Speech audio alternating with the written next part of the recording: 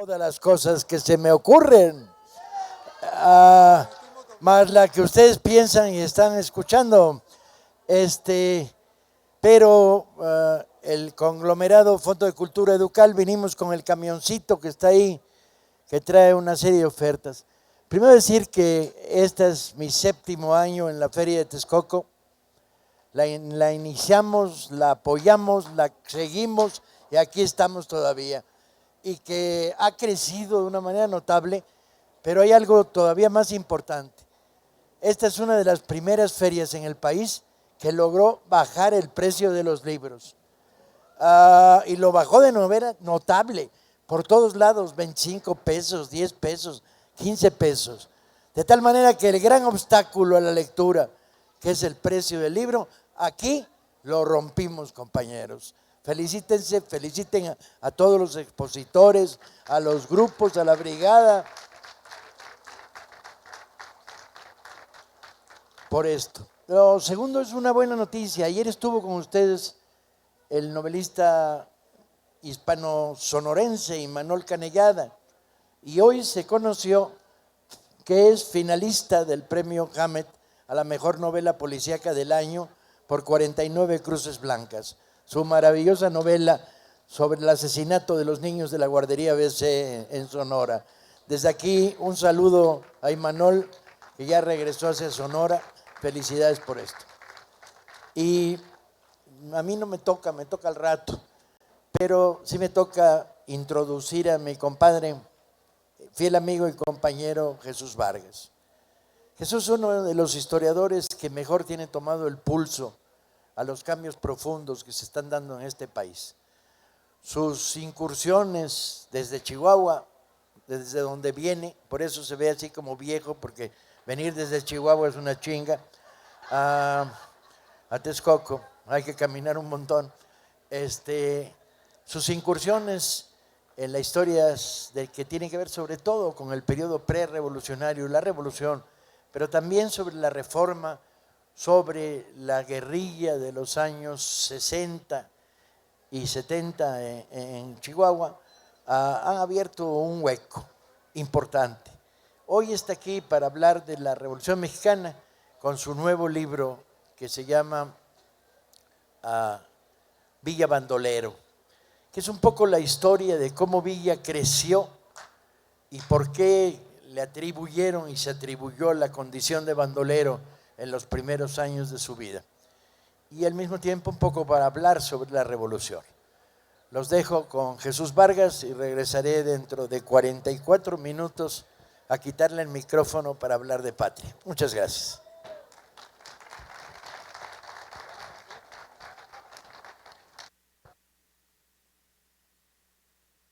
Muy buenas tardes.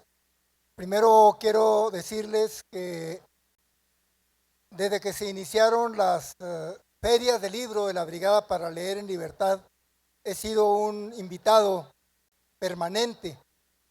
Y después de las ferias a las que he asistido en el Zócalo, aquí en Texcoco es a donde he venido en más ocasiones. Creo que esta es la 5ª ocasión en la que estoy aquí con ustedes y realmente me da mucho gusto ver esta vitalidad de esta sociedad que se ve en las calles vigorosa, alegre, confiada, y ojalá y todo el país muy pronto disfrute de esta misma sensación de tranquilidad y de alegría. Realmente me gusta mucho estar en esta ciudad.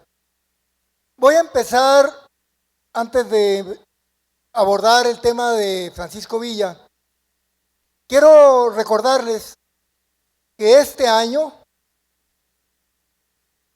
se cumplen 100 años de que fueron asesinados 2 de los principales personajes de la Revolución Mexicana. El próximo mes de abril se cumplen 100 años de que Emiliano Zapata fue traicionado y ejecutado por órdenes de Venustiano Carranza, quien se encontraba en la presidencia en esos días. Y meses después, el 26 de noviembre, por órdenes del mismo Chacal, Venustiano Carranza, fue ejecutado el general Felipe Ángeles. Lo que se recuerda de Zapata está mucho más presente. De Zapata todo el mundo sabemos, todo el mundo hemos visto su fotografía casi con lágrimas en sus ojos, sufriendo por la falta de respuesta a los reclamos de su pueblo y a la traición de que fue objeto de la Revolución Mexicana. Sin embargo, de Ángeles es muy poco lo que sabemos. Y esperemos que durante este año, en todas las ferias de la Brigada para la Libertad, en todas las actividades conmemorativas de la Revolución Mexicana, esté presente la memoria del general Felipe Ángeles, y yo espero para el mes de octubre tener un nuevo libro sobre su trayectoria y sobre su sacrificio el 26 de noviembre del año de 1919. Yo quiero decirles que como investigador tengo la fortuna, tengo el privilegio, como lo tiene Paco Ignacio Taibo, de escoger mis temas. Yo no escribo lo que me encargan, no escribo lo que vende, no escribo lo que me va a dar fama, escribo lo que yo considero que es justo resaltar de nuestra historia, y en ese sentido puedo considerarme un investigador de la historia de los vencidos, de los que fueron vencidos en su momento, pero que triunfaron a la larga porque su memoria sigue presente en la sociedad mexicana a pesar de que han transcurrido tantos años. Y ese es el caso de Villa. Francisco Villa fue un personaje muy maltratado, muy vilipendiado, satanizado, porque no quedó entre los vencedores. Precisamente 4 años después de la muerte de Zapata, se le prepara una emboscada a Francisco Villa en Parral el 20 de julio de 1923, y con esta muerte se muere la revolución que habían soñado los mexicanos del norte y del sur, los zapatistas y los villistas. En el caso de Villa le toca a Plutarco Elías Calles y al general Álvaro Obregón ser los ejecutores. Voy a empezar diciéndoles que este libro de Villa Bandolero estuvo gestándose durante 10 años aproximadamente. Y ya lo dije en el Zócalo y lo vuelvo a mencionar. Cada año que yo venía a México, Paco Ignacio Taibo me hacía burla porque no acababa de traer el libro. Hay muchas anécdotas que no voy a mencionar, simplemente les voy a decir que no hubo nadie que me acicateara más para que terminara este libro que Paco Ignacio. Y yo, ¿por qué no lo podía terminar? Porque tenía todavía muchas interrogantes que no acababa de resolver. Y la razón es muy simple. De Francisco Villa, el revolucionario, se han escrito cientos de libros, entre ellos el de el doctor Frederick Katz, el de Paco Ignacio, el de Pedro Salmerón, los de Rubén Osorio y cientos de más de libros sobre el Villa revolucionario. Pero de Doroteo Arango, el bandolero, no había ni un libro. Pero además, en los archivos no había documentos de Doroteo Arango. ¿Y por qué, si se dedicó 16 años al bandolerismo, por qué no aparecían en los archivos documentos que hablaran sobre este bandolero? Tampoco había fotografías. No hay ninguna fotografía de Doroteo Arango. Y aquí hay que aclarar, hasta 1910 oficialmente se llamó Doroteo Arango. Y de 1910 en adelante se llamó Francisco Villa. Por eso, algo muy lógico es que los chihuahuenses le digan a los de Durango, pues sí, Doroteo Arango nació en Durango, en San Juan del Río, el 5 de junio de 1878. Pero Francisco Villa nació en Chihuahua el 20 de noviembre de 1910. Porque antes no hay Francisco Villa. Hay mitos de que el nombre lo asumió de otro bandolero al que había querido mucho y que en su memoria y que esto y que el otro había tomado su nombre falso. El nombre de Francisco Villa junto al de Doroteo Arango aparece hasta 1910. Y bueno, aquí viene la respuesta. Quizás se le pudiera poner un poco más de agudo porque está muy grave el sonido. No sé si los que estén ahí en el sonido le puedan arreglar un poco porque tengo que hablar muy fuerte.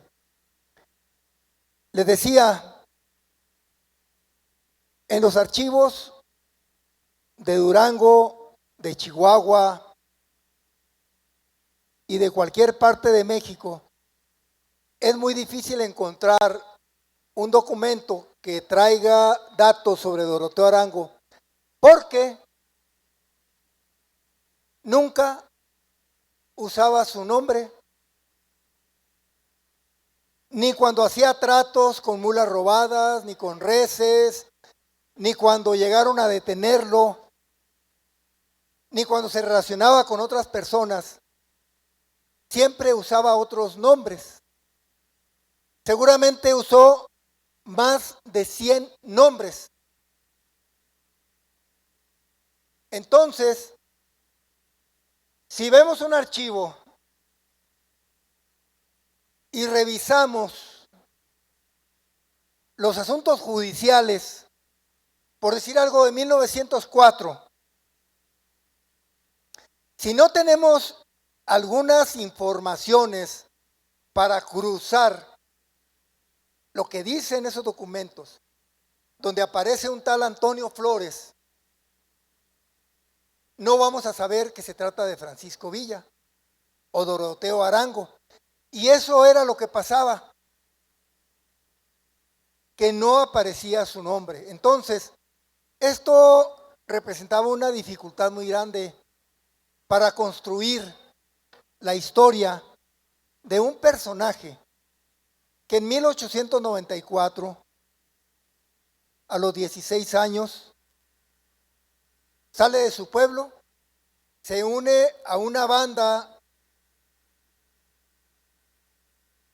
de asaltacaminos dirigida por un tal Ignacio Parra, y a partir de entonces empieza a construir su historia como bandolero. De 1894 a 1910 es la actividad a la que se dedica Doroteo Arango, Francisco Villa. Y finalmente, después de muchos años de recabar información, de seguirle la pista, primero a través de sus memorias y luego a través de varios documentos, logramos descubrir a este personaje. Y otro elemento que había hecho difícil escribir un libro de este tipo, de Villa Bandolero, es que los historiadores devotos del general Villa, los historiadores que defendían la figura de Francisco Villa, se negaban a aceptar que había sido un bandolero, porque los enemigos de Francisco Villa, lo primero que decían siempre es que cómo podía ser héroe si había sido toda su vida un bandolero. Entonces, había como que un desdén por construir esta parte de la vida de Francisco Villa. ¿Y qué vamos a encontrar en este libro?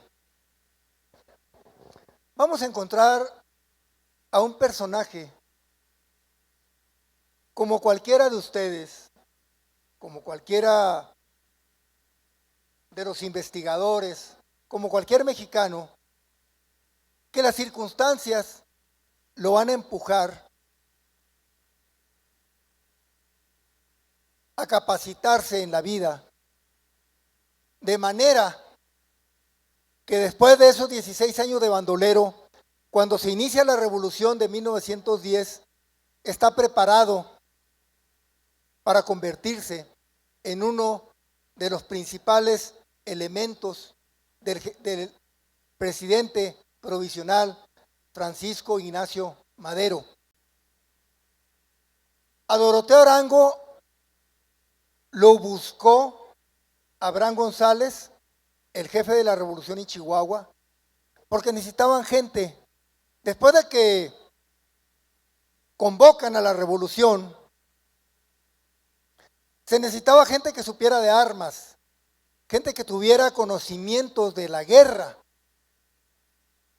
Francisco y Madero no sabía lo que eran las balas. Abraham González menos. Y la mayor parte de los dirigentes de la revolución eran personas que nunca habían tenido que usar la violencia. Y para enfrentarse a los porfiristas se necesitaba gente de armas. Y Doroteo Arango, Francisco Villa, cae como anillo al dedo, junto con varios de sus compañeros que desde 1890, desde los años 90, habían andado a su lado en actividades de bandoleros. Y ellos van a ser los principales a la hora de que se combate a los porfiristas en Ciudad Juárez el 8 de mayo de 1911. No es un personaje extraño como bandolero en la revolución. En el norte de México hubo muchos revolucionarios que habían sido bandoleros y que al momento de que se convoca a la lucha armada encuentran el lugar propicio para desarrollar sus habilidades. Quiero decir con esto que vamos a encontrar que muchos revolucionarios habían sido bandoleros como Francisco Villa. ¿Y por qué habían sido bandoleros? Por la sencilla razón de que la dictadura de Porfirio Díaz en el norte de México había despojado a muchos rancheros de sus propiedades. Hubo una ley que se llamó la Ley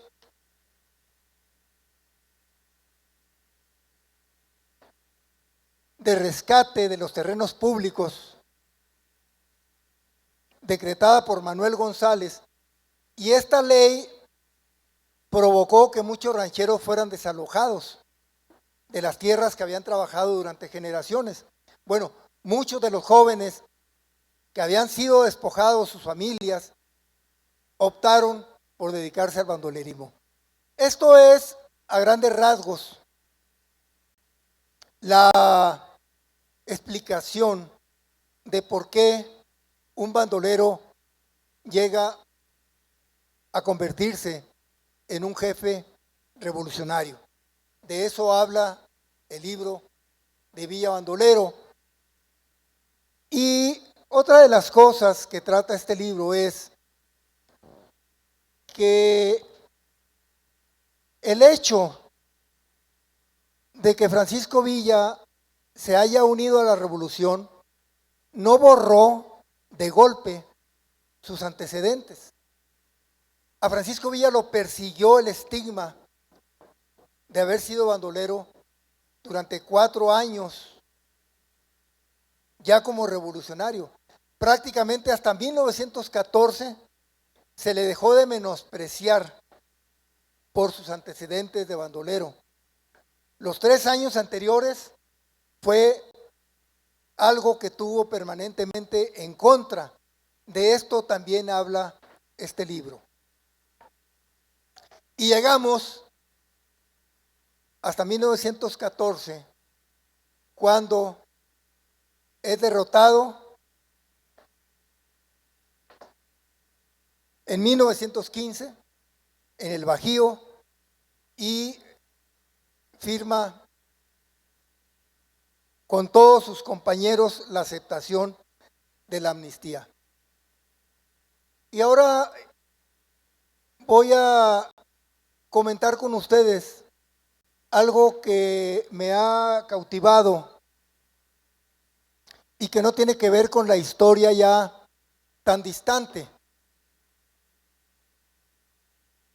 En los últimos años me he dedicado a investigar los movimientos guerrilleros en México y particularmente los movimientos guerrilleros en el norte, y específicamente 2 que fueron muy importantes: el del 23 de septiembre en Madera, 1965, y el de 1968 en Tezopaco, Sonora, septiembre 11 de 1968, en que son fusilados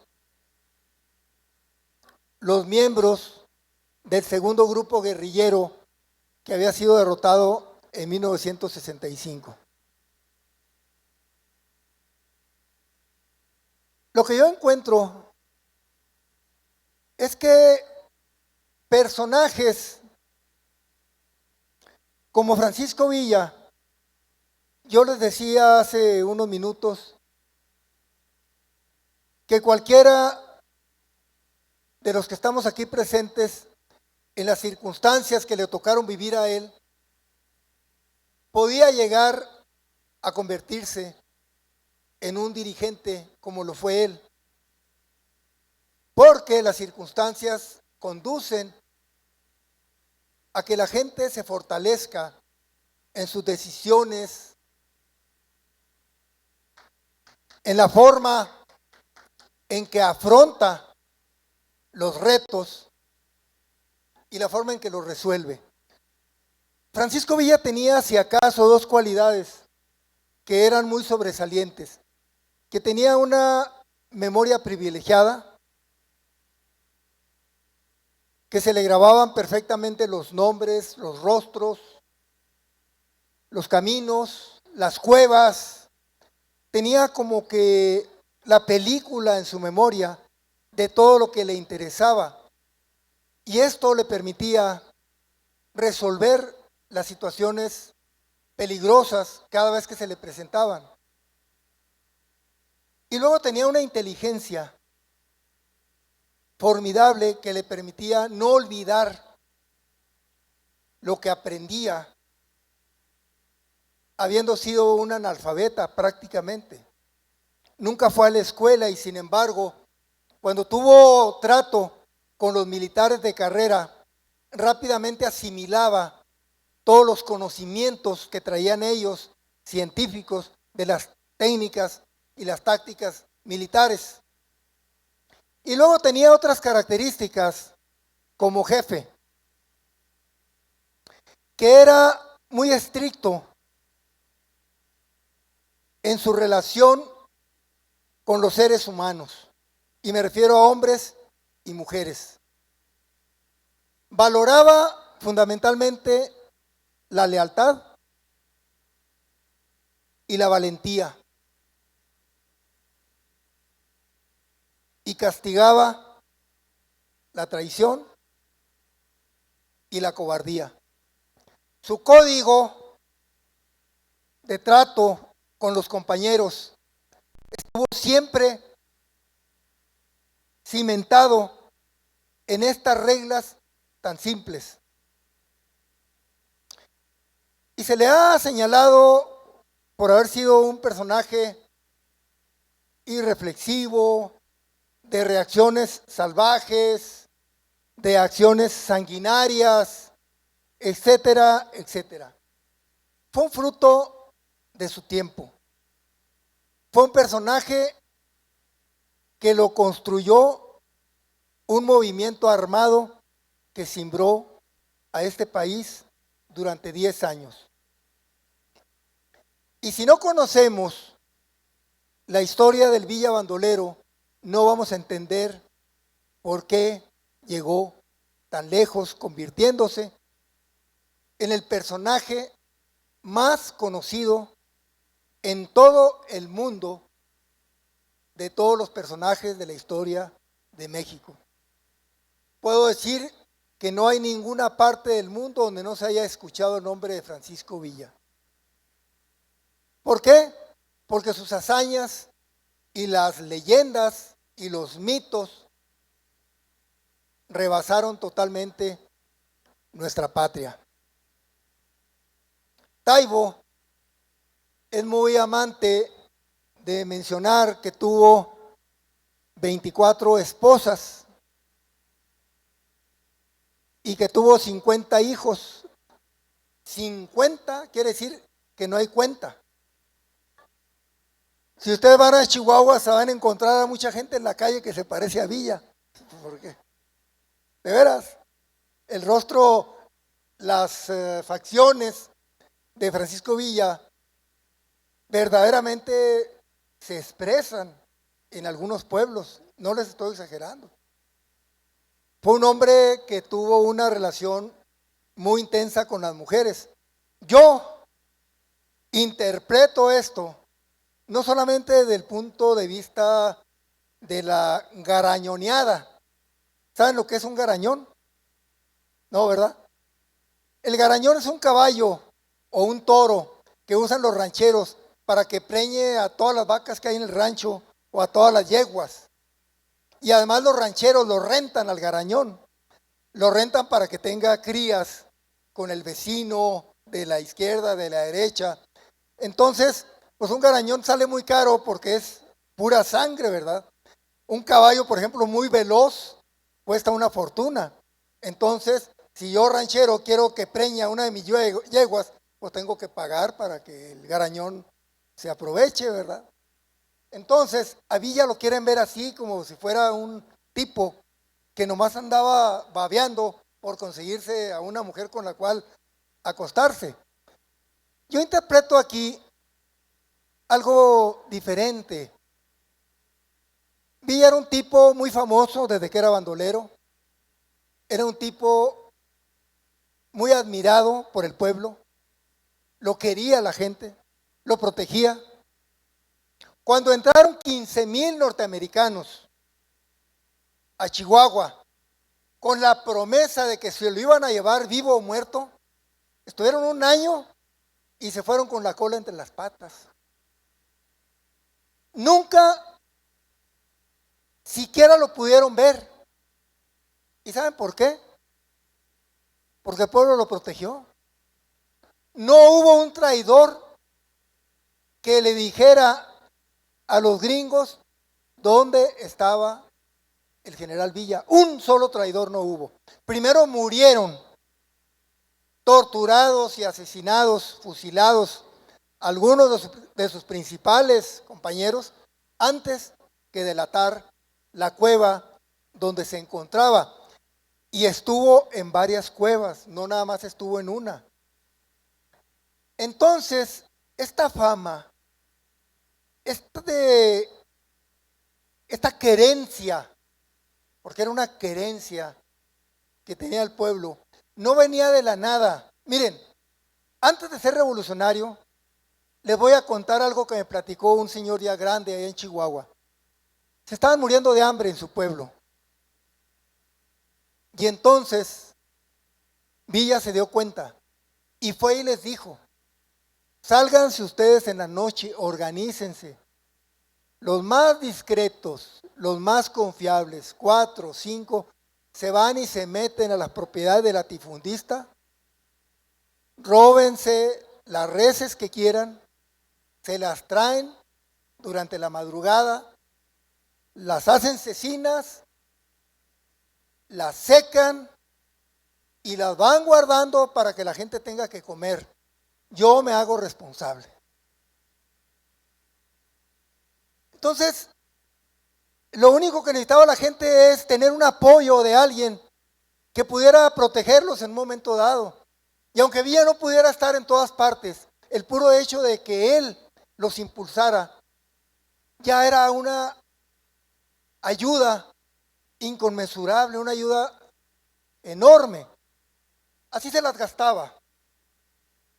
Y a las mujeres con las que Villa tenía relación, nunca las dejaba en el abandono. Hay muchos casos en los que Villa se hacía cargo de la mujer, pero no solamente de la mujer, de la familia de la mujer, y al pueblo donde era esa mujer le guardaba un respeto, de manera que la gente sabía perfectamente que contaban con Francisco Villa. Era una cuestión de carácter logístico. Suena poco difícil entenderlo, pero todo lo que Villa hacía lo convertía en estrategia, y las mujeres eran sus aliadas, eran alianzas que establecía con el pueblo. Y su relación con el pueblo, a pesar de todo lo que se diga, de que era sanguinario, de que era esto y de que era lo otro, su relación con el pueblo nunca fue una relación injusta. Llegó a dar órdenes violentas y llegó a equivocarse, pero no fue una cuestión premeditada. Las mismas condiciones de la persecución en la que se encontraba, de la violencia a la que estaba sujeto, lo hizo actuar muchas veces irreflexivamente. Hay unas líneas que me gusta leer del libro.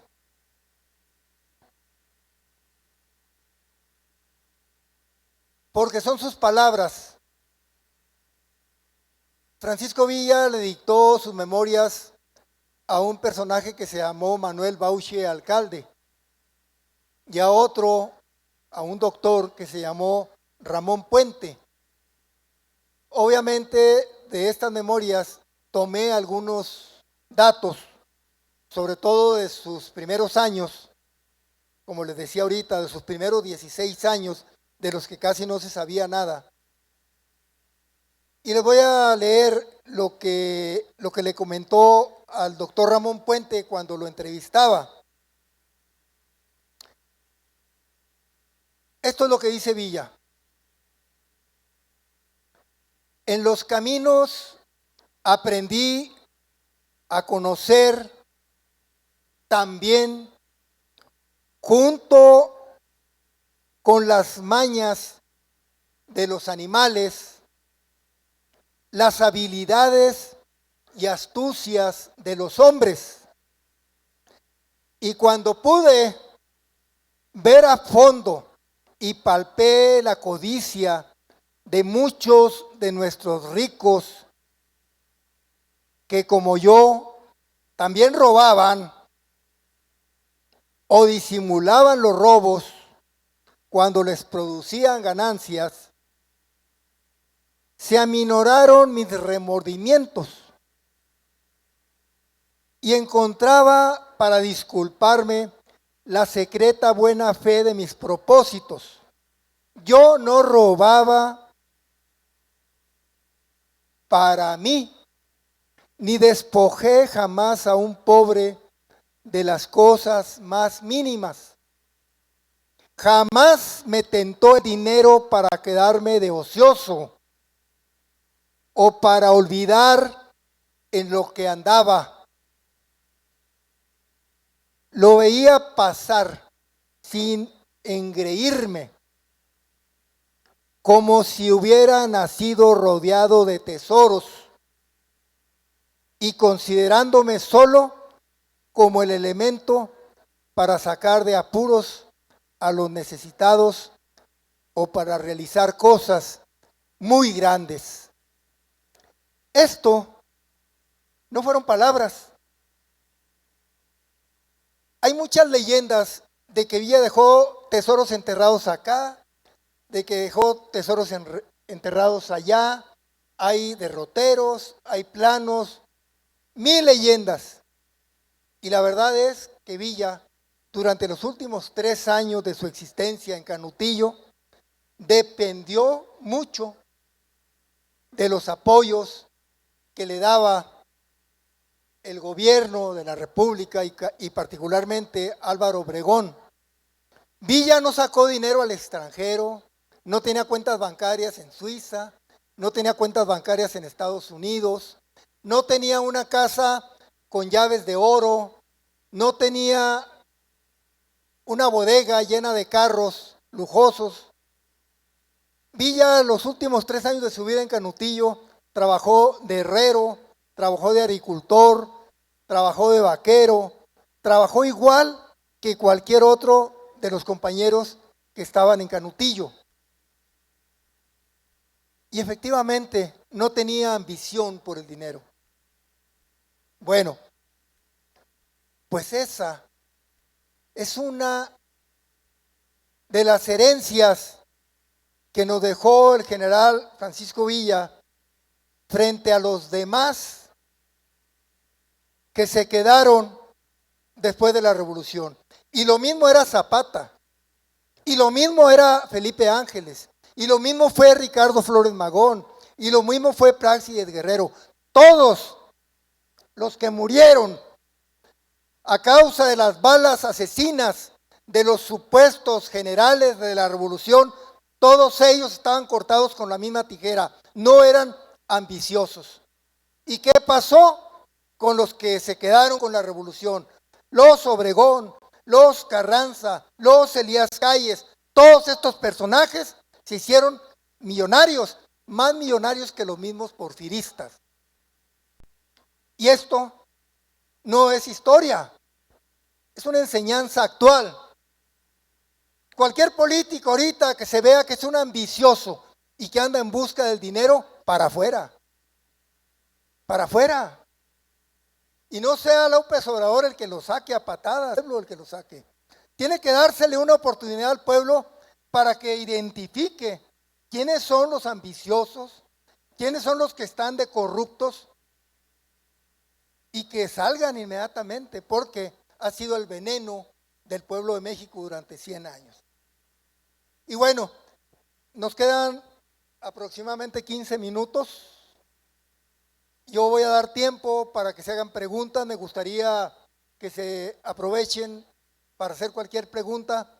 Yo trataré de responderla de la mejor manera para romper el monólogo y establecer un diálogo con ustedes. Muchas gracias.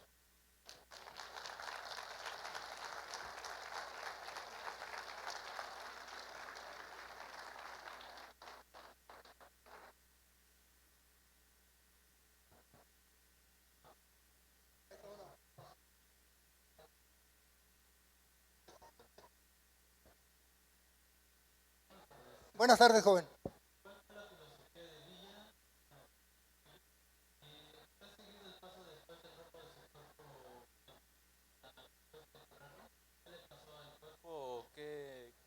¿A dónde paró?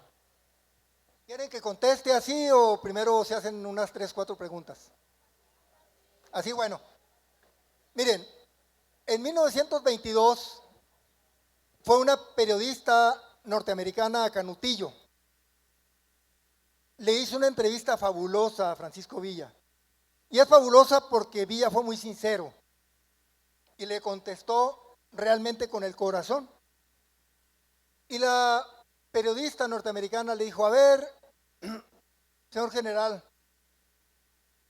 ¿cómo explica usted que en la guerra tantas personas jóvenes estaban dispuestos a aventarse al frente de sus ejércitos sabiendo que la mayoría iba a morir? ¿Cómo me lo puede usted explicar eso? Porque así fue. Y le dice Villa, mire, señorita, yo le voy a decir algo. Yo nunca mandé a la gente por delante.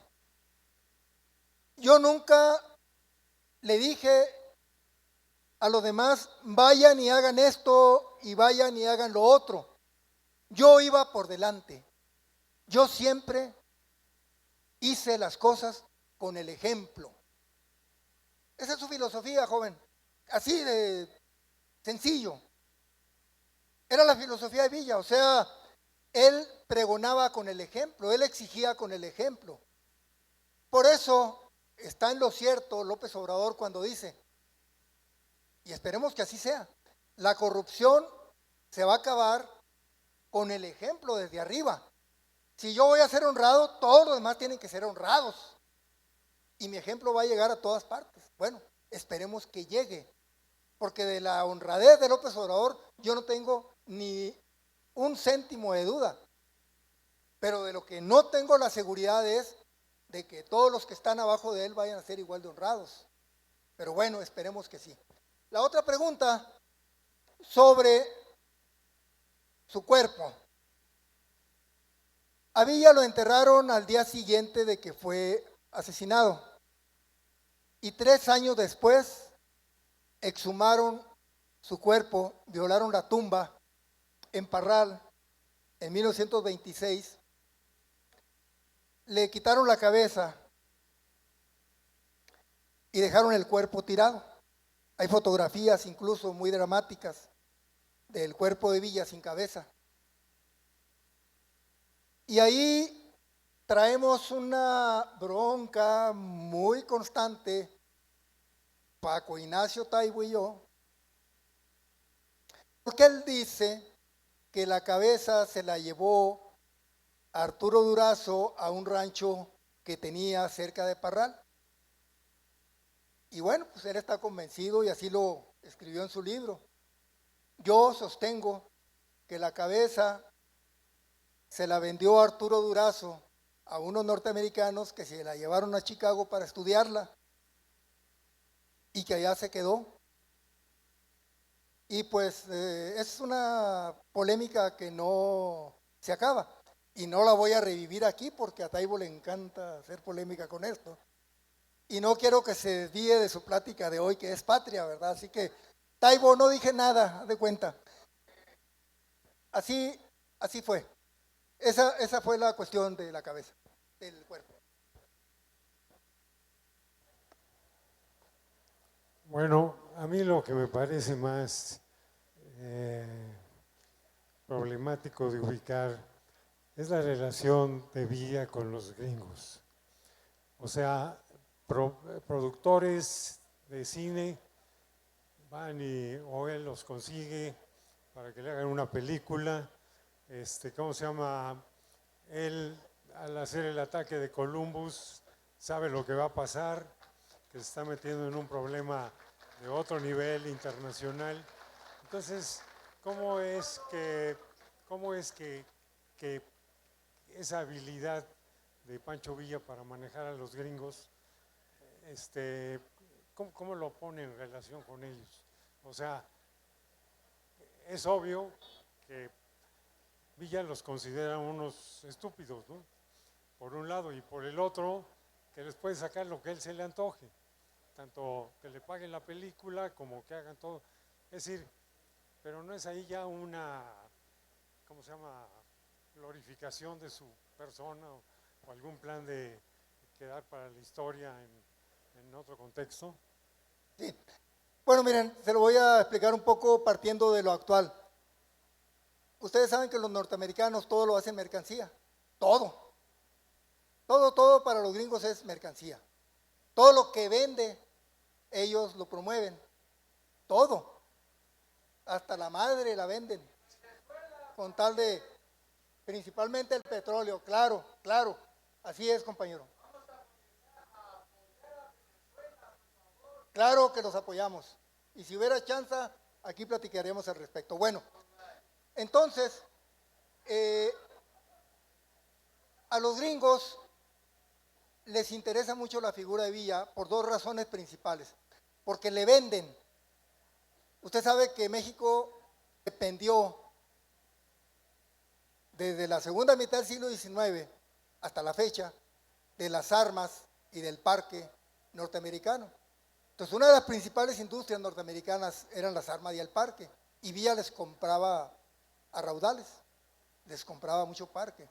Entonces, aunado con esto de que era un gran cliente, era un personaje también que vendía mucho en Estados Unidos por la fama de que se hizo como un guerrero. Los norteamericanos en ese momento todavía no habían vivido una experiencia militar como se estaba viviendo en México. Y como lo dije ahorita, cuando se atreven a meterse a Chihuahua con la expedición punitiva, fracasan. Entonces, Villa se aprovechó de esto. La cuestión del cine fue anecdótica, no fue una cuestión permanente. Se dio en 1914, cuando Villa llegó a la gloria y que grabaron algunas escenas.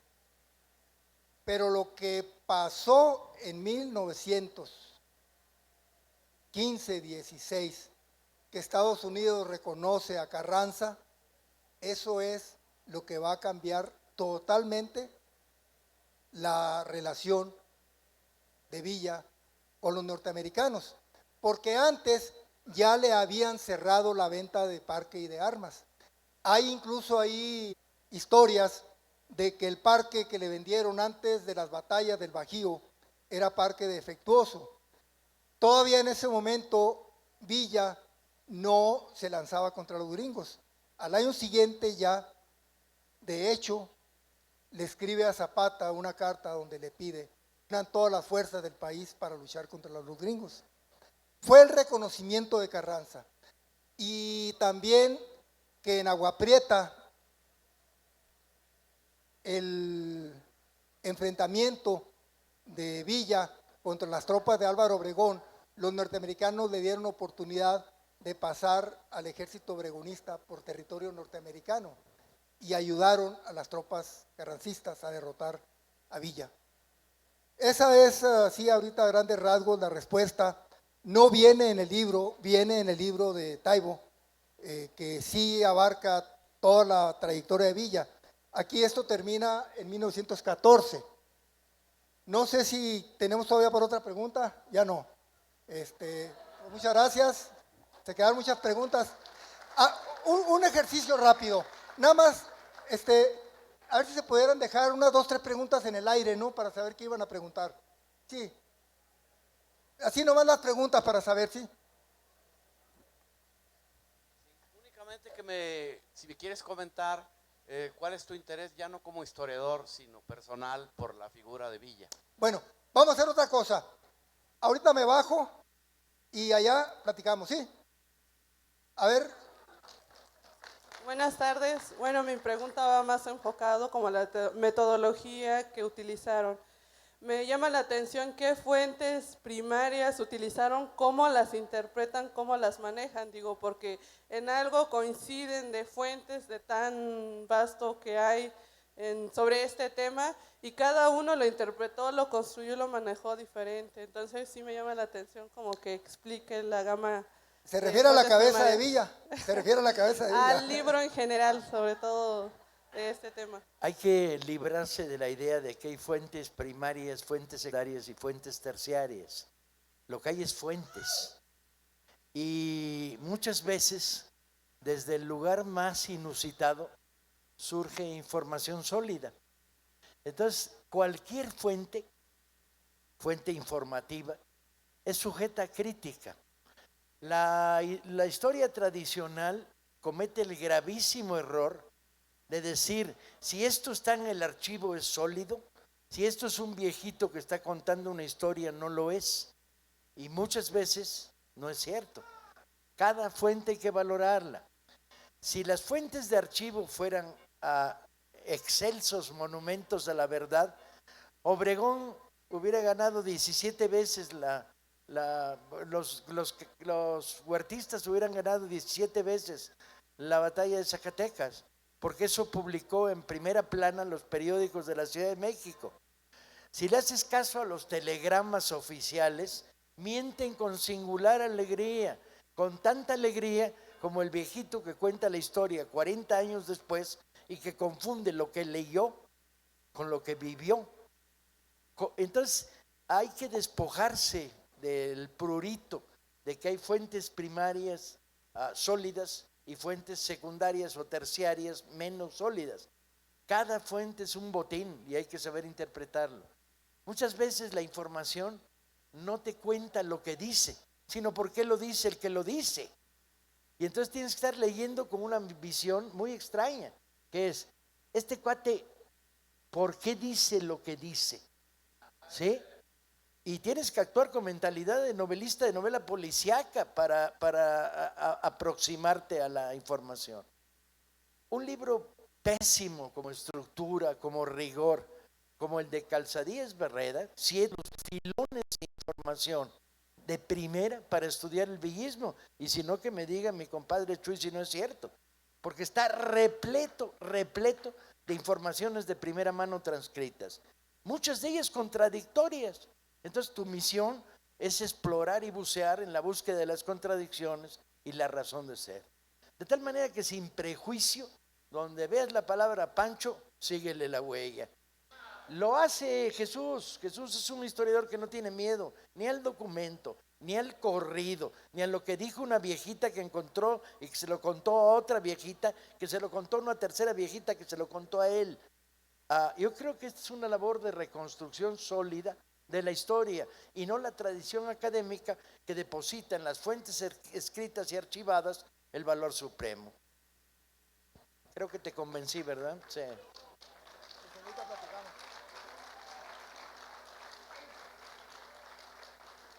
Bien, Marina tiene la voz. No, me voy a parar para darte el micrófono.